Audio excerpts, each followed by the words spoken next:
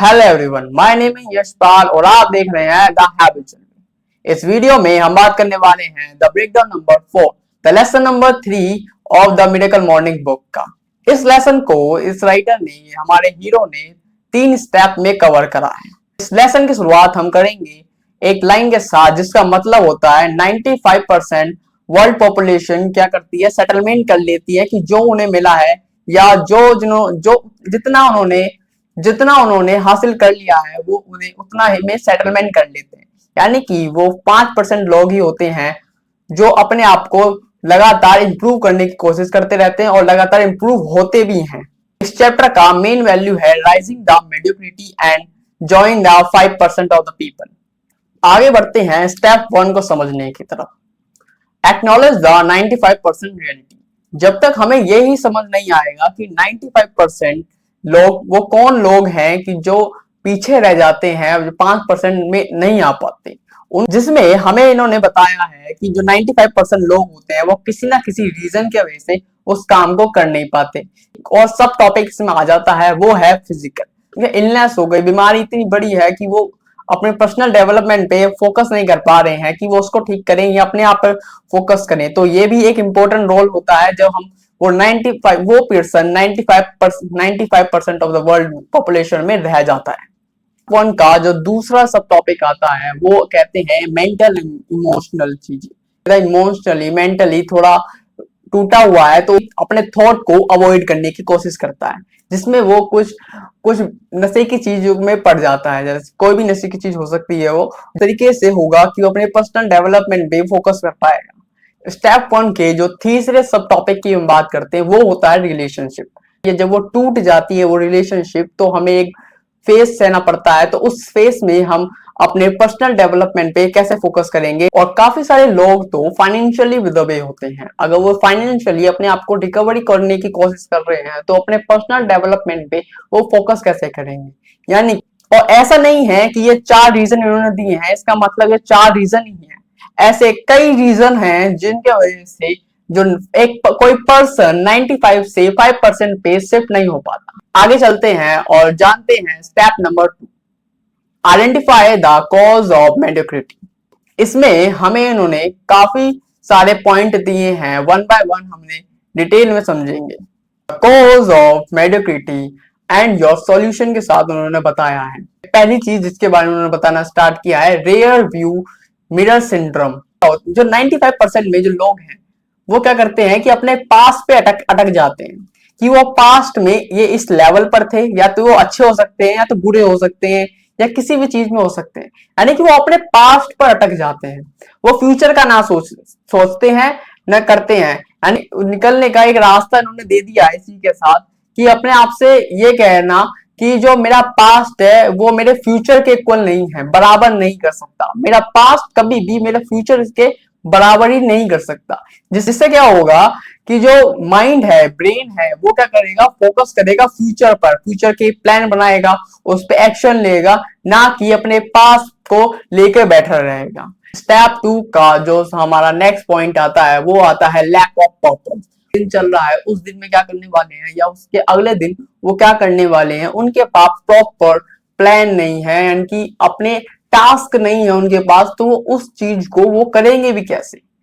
तो इसका उन्होंने सिंपल सॉल्यूशन दिया है कि अपने सबसे अच्छा जो सॉल्यूशन मुझे लगा वो है अपनी मॉर्निंग में ही अपना डिसाइड कर लेना और सुबह उठ के उसे लिखें कि एक्चुअली हमें क्या करना है। तो मैं क्या होता है, दिन का प्रायोरिटी सेट हो जाती है ऑटोमेटिकली।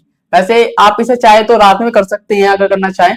तो इसी के साथ शुरुआत करते हैं अगले पॉइंट की, आइसोलेटिंग इंसिडेंट की। इसमें क्या होता है कि मान लो एक पर्सन डिसाइड करता है कि उसे व्रत रखना है या फिटनेस के लिए उसे व्रत रखना है। तो मिठाई जब सोचता है खाने के लिए कि भाई आज खा लेते हैं सिर्फ एक दिन, 2 दिन और स्ट्रॉन्ग बना लेंगे अपने व्रत को, उसे एक बार तोड़ दिया तो क्या वो और फिर उसे और ज्यादा स्ट्रॉन्ग करने की कोशिश करी तो क्या वो इतना इफेक्टिव रहेगा? नहीं रहेगा। तो बस वो यही बता रहे हैं। तो जो हम सोचते हैं कि इसे एक बार थोड़ा सा तोड़ देते हैं फिर इसे और बेटर कर लेंगे, या इसे एक थोड़ा सा करने में कुछ नहीं जा रहा, एक बार खाने में कुछ नहीं जा रहा, एक बार तो तोड़ रहा हूं इसमें कुछ नहीं जा रहा, जब हम ये सोचते हैं तो एक्चुअली में हम इसी सिस्टम में आ जाते हैं, इसी इंसिडेंट की वो ये बात कर रहे हैं। जो सब ये स्टोरी मैंने बताई, ये स्टोरी जो मैंने बताई है, इसका मेन पर्पस ये आता है इनका, बिकॉज जो हम बनना चाहते हैं उससे ज्यादा जरूरी होता है कि हम क्या कर रहे होते हैं, यानी ये हमारे एक्शन ही डिसाइड कर रहे हैं यहाँ पे। तो अगर आपको इसको ठीक करना है तो इसका सोल्यूशन भी उन्होंने दिया है। इससे राइटर हमें ये बताना चाह रहा है कि कौन सी चीज सही है और कौन सी चीज इजी है। इजी चीज ना चुन के हमें सही चीज सुननी चाहिए, और इससे हमें ये सीखना है कि हमें जो इजी है कि हम उसे एक बार तोड़ देते हैं, उसे ना करके हम सही चीज को चुनेंगे, जो कि है कि भाई हमने डिसाइड किया है कि ये नहीं करना है तो इसे हम यही करेंगे। और वैसे ही अगर इसे कनेक्ट करना चाहें तो अपनी जो पुरानी वीडियो है उससे भी हम कनेक्ट कर सकते हैं, से ट्रूथ टू योरसेल्फ से। इस वीडियो को भी हम इससे काफी ज्यादा अच्छे से इस कॉन्सेप्ट को समझ सकते हैं, और चाहे तो आप उस वीडियो को भी देख सकते हैं, और वो मेरे यूट्यूब चैनल पे मिल जाएगी आराम से। तो अगले 2 पॉइंट मैं आपको साथ में समझा देता हूं, जो कि है lack of accountable and the accountable partner. तो ये क्या होती है, एक अकाउंटेबिलिटी होती है। हमें अकाउंटेबिलिटी रखनी चाहिए अपने काम के लिए, कि आज नहीं करी मैंने या करी, जो मैंने अंडरस्टैंडिंग ली है इससे मैं उसकी बात कर रहा हूँ, ना कि मैं डिटेल में 1 बाय 1 जा रहा हूँ लाइन के कि इसमें एक्चुअली क्या लिखा है। मैं उसकी बात नहीं कर रहा हूँ, मैं बात कर रहा हूँ अपनी अंडरस्टैंडिंग से मैं क्या सीखा, कि हमें क्या करना चाहिए। कंपनी अकाउंटेबल शीट बना सकते हैं जिसमें हम टिक करें कि आज मैंने मेडिटेशन करी नहीं करी, रनिंग करी नहीं करी, मैंने अपने एकेडमिक्स को कितना टाइम दिया नहीं दिया, यानी कि जिससे हमारा एक प्रॉपर वो बना रहे। पर पहले हमें फोकस करना चाहिए अपनी हैबिट को स्ट्रॉन्ग करने में, फिर उसके बाद यहाँ पे आएंगे तो ज्यादा बेहतर रहेगा। लेकिन अगर आप इसे शुरुआत में करना चाहे तो आप कर सकते हैं। और एक अकाउंटेबल पार्टनर से मतलब ये नहीं है जबरदस्ती किसी को छीनना कि भाई तू अगर कर रहा है तो मैं करूंगा। आप, और हो सकता है कि आप भी किसी के लिए अकाउंटेबल पार्टनर बने, कि आप चेक करें कि किस तरीके से कोई पर्सन कर रहा है, जिससे होगा क्या कि जो दोनों लोग हैं वो ही साथ में ग्रो करेंगे। और इन्होंने यहाँ संगत की बात करी है, जिन लोगों के साथ हम रहते हैं, जिन लोगों के अराउंड में हम रहते हैं, उनकी हम वो ये यहाँ बात कर रहे हैं। हम एक टाइप ऑफ लोगों के बीच में रहते हैं, तो हम अगर वहां पे जब हम ज्वाइन करते हैं तो हम अगर उसके लोएस्ट पॉइंट पे भी होते हैं ना, उस स्किल के या किसी भी चीज के, तो हम धीरे धीरे ऑटोमेटिकली उस संगत के अनुसार ग्रो कर रहे होते हैं। अगर वो संगत अच्छी हुई तो हम ग्रो करेंगे, और वो अगर बेकार होती है तो वो हमें नीचे खींचती है, और काफी ज्यादा डिफिकल्ट हो जाता है उस सिचुएशन में उससे बाहर निकलना भी। इसलिए अपनी संगत को भी हमें ध्यान से सोच समझ के चुनना चाहिए। इससे और सब में बड़े बताऊं, एक अच्छी या बुरी संगत सोच के बेकार है। अगर आप अकेले ही चलेंगे तो ज्यादा बेहतर रहता है, लेकिन अगर आपको सही संगत मिल जाती है तो उसमें ज्वाइन करना उससे भी ज्यादा बेहतर है। अगर नहीं मिलती है कोई अच्छी संगत तो अकेले रहना ज्यादा बेनिफिशियल है। इन माय केस ये मैं ज्यादा प्रीफर करता हूँ एक्चुअली में। स्टेप 2 का नेक्स्ट पॉइंट आता है पर्सनल डेवलपमेंट, जो कि मेरा फेवरेट पॉइंट है, या जो हम डिजायर करते हैं वो पैरेलल चलती है कि हम अपने आप पर कितना काम करते हैं, अपने ऊपर कितना टाइम देते हैं, और अपने आप पर कितना टाइम और एफर्ट देते हैं, वही हमारी सक्सेस, हमारी डिजायर वैल्यू, हमारी चीजें आने वाला फ्यूचर उस पर ही डिपेंड करता है। तो एक बार फिर से मैं आपको बता देता हूं कि जो अगर हम अपनी सेटिस्फेक्शन, सक्सेस या फुलफिलमेंट जो भी इस चीज का हूं, इनको लेवल 1 से लेवल 10 के बीच में जो आपका डिजायर है उस हिसाब से बांट देता हूं, तो सबको लेवल 10 चाहिए।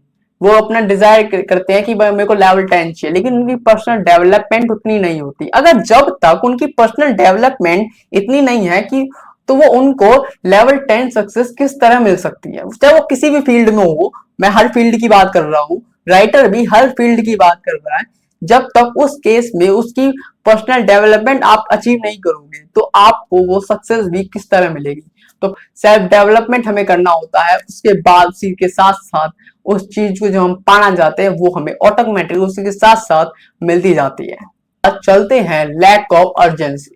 इसको मैं अपने एग्जाम्पल से आपको समझाता हूँ। होता क्या है कि जब मैं छोटा होता हूं तो मेरे को कहा जाता है कि अपने ऊपर थोड़ा काम करा जाए, तो मैं सोचता हूं अभी मैं इस क्लास में हूं तो इसको कवर कर लेते हैं, इसके अगले साल ट्राई करेंगे।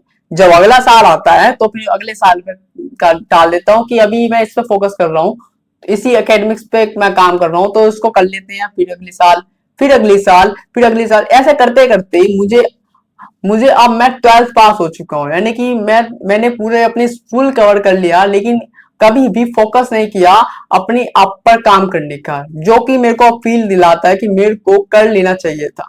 मैं अपने आसपास देखता हूँ तो काफी, इनकी अपनी हेल्थ में भी वो अच्छे होते हैं कि एज कम्पेयर टू मी, वो बोलने में भी मेरे से ज्यादा अच्छे हैं, या मेरे से ज्यादा काफी चीजों में वो अच्छे दिखते हैं। तो मुझे लगता है कि मुझे अपने आप पर काम कर लेना चाहिए था साथ साथ, पर अभी भी कोई टाइम नहीं बीता है। अगर अभी से टाल देता, जैसे मैं अब नहीं से टाल नहीं रहा हूँ, मैं कम्युनिकेशन पे अपना वर्क कर रहा हूँ, अपनी स्किल को इम्प्रूव करने की कोशिश कर रहा हूँ, कुछ नया नया कुछ ट्राई करने की कोशिश कर रहा हूँ, तो वही इन्होंने बताने की कोशिश करी है कि लैक ऑफ अर्जेंसी, यानी कि हमें लगता नहीं है कि वो काम अर्जेंट है, इस वजह से क्या करते हैं, उस काम को टाल देते हैं।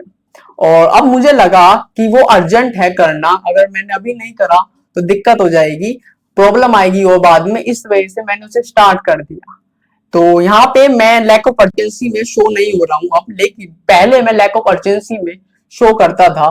तो इसी के साथ चलते हैं इस बुक के, यानी कि इस लेसन के लास्ट स्टेप पर। Draw your line in the sand. Mediocrity को समझ लेते हैं। मेडियोक्रिटी हम समझ रहे हैं, अगर आप समझ रहे हो कि मिडिल क्लास लाइफ या समथिंग, और मैंने स्टार्टिंग में यही समझा था, लेकिन मेडियोक्रिटी का मतलब ये नहीं है। मेडियोक्रिटी का मतलब ये है कि जिस स्टेट में हम हैं उस स्टेट में ही रह जाना, जब हम अपने मूवमेंट को रोक लेते हैं, मूवमेंट टू बी बेटर, जब हम अपनी बेटरनेस को रोक देते हैं, बेटर होने की क्वालिटी को रोक देते हैं, तो आई थिंक वो ही मेडियोक्रिटी है।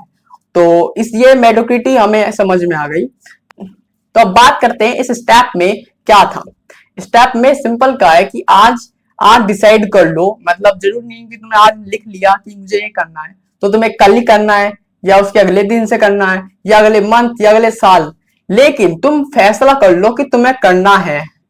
तुम्हें सिर्फ फैसला करने की जरूरत है, क्योंकि अगर मैं इसको अपने और अंडरस्टैंडिंग की और जो इसमें लिखा नहीं है उसके भी बाहर जाके मैं इसे बताता हूँ कि जो पहला दिन होता है ना, वो हमें माइंडसेट दे देता है कि एक्चुअली हमें ये करना है, और 21 दिन एक हैबिट को बनाता है, और 90 डेज एक स्किल को बनाता है। तो यानी कि मेरे 21 दिन हो चुके हैं, अगर मैं बात करूं तो मेरे 21 दिन हो चुके हैं, 21 से ज्यादा हो चुके हैं मेरे को, मैं 6 वीक हो चुके हैं मेरे, तो यानी कि मेरी हैबिट बन चुकी है इस सेल्फ इंप्रूवमेंट जर्नी में स्टार्ट होने की। और आप भी इसे कर सकते हैं मेरे साथ, सेल्फ इंप्रूवमेंट जर्नी में स्टार्ट हो सकते हैं। द मिरेकल मॉर्निंग की बुक को आप ब्रेक बाय ब्रेक समझ सकते हैं, वो भी मेरी अंडरस्टैंडिंग से कि मैं क्या समझता हूं, मैं इसे किस तरीके से अपने माइंड को बताता हूं, क्या इस तरीके से अपने हैबिट जर्नी में मैं इसे इंप्रूव करता हूं, वो आपको वीक की वाली जर्नी में आपको मिल सकती है। और ये सब आपस में लिंक है, बिकॉज ये सेल्फ डेवलपमेंट की बात है, और ये मैं डॉक्यूमेंट कर रहा हूं अपनी लाइफ को। अब मैं अपनी लाइफ से किस तरह सीख रहा हूं। मैंने अब तक एक एडिक्शन को कंट्रोल में ला लिया है, यानी कि अपना जो स्क्रीन था, मैं उसको, अपना जो स्क्रीन जो मेरा वेस्ट कर रहा था टोटल टाइम, उसको मैं कई हद तक प्रोडक्टिव में कन्वर्ट करने की कोशिश कर रहा हूं। इसी के साथ इतना ही, मिलते हैं किसी और दिन। Thank you very much.